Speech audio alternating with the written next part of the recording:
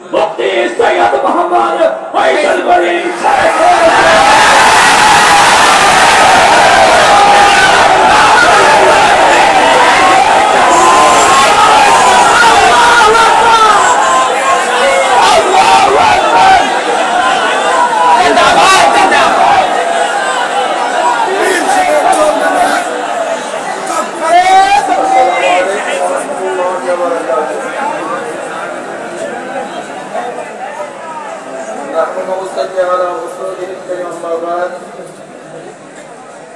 أعوذ بالله من الشيطان الرجيم بسم الله الرحمن الرحيم إن تتقوا الله يجعل لكم فرقان صدق الله العلي العظيم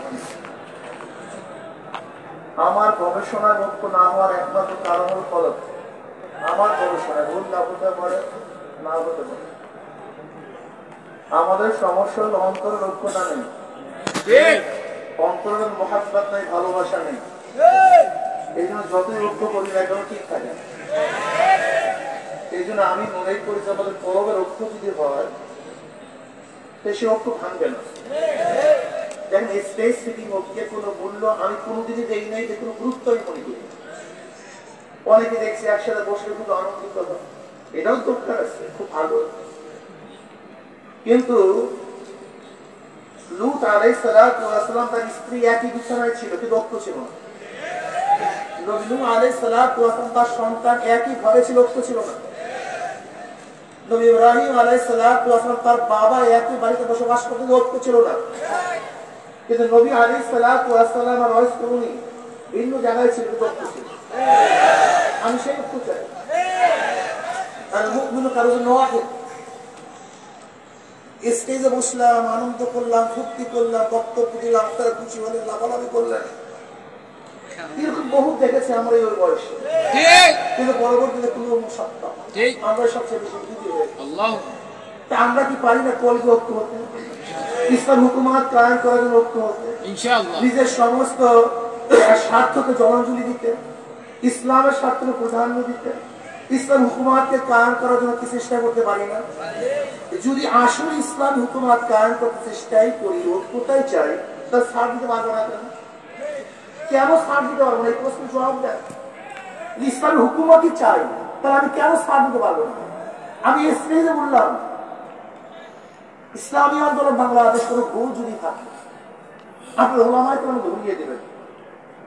যদি বলেন এইটা বাদ দিতে হবে, সেইটা বাদ দিতে হবে, সেইটা বাদ দিতে হবে, বাদ দেবো। ঐক্য চাই,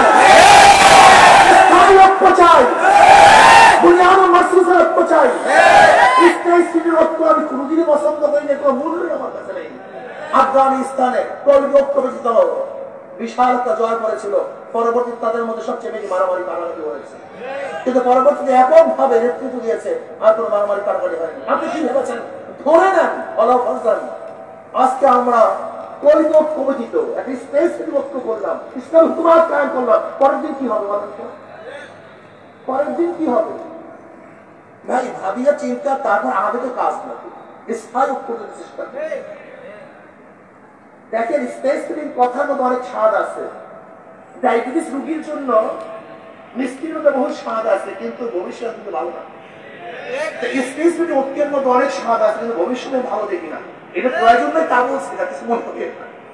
আজকে যারা আসছে আমি কমপক্ষে অনুরোধ করি এই মাঠে এখানে আমরা ঐক্য হই, যে আমরা যত কিছু হোক না কেন এখানে যারা আছে এরা বিচ্ছিন্ন হবো না। কমপক্ষে এটা হই না, এখানে যারা আছি যাই হোক না কেন এরা বিচ্ছিন্ন হবো না। আগে ভিত্তি স্থাপন করেন, ভিত্তি বেশি কিছু হয় না। তাহলে হক আগে ঐক্য হন। যদি আপনারা ঐক্যবদ্ধ হতে পারেন তাহলে আপনাদের কাছে এমন সুযোগ আছে, আপনারা যা ইচ্ছা তাই করতে পারবেন। কি কয় যে আমাদেরকে বাদ দিয়ে কেউ কিছু করতে পারবে না। আমি বলি আমরা ইসলাম হুকুমত কায়েম করবো, ওদেরকে আমাদের গোলাম বানিয়ে রাখবো। আমাদের বাদ দিয়ে মানে কি আমরাই ক্ষমতায় যাবো? ক্ষমতা যাবো আমরা আমাদের সাথে মুসলমানদের দেশে ওলামায়ে কেরাম ক্ষমতায় যাবে, এটা যৌক্তিক। ক্ষমতায় না যাওয়া তো অযৌক্তিক। কাজে আপনারা ঠিক থাকেন, এখানে যারা আসল ঐক্য হন। আমি চ্যালেঞ্জ দিলাম ইনশাআল্লাহ ইসলাম হুকুমাত কায়েম হবে, এদেশে কলেমা কত উজ্জয়ন হবে। আল্লাহ আমাকে আমাদের সবাইকে কলবে ঐক্য হতে দান করুন। আমিন।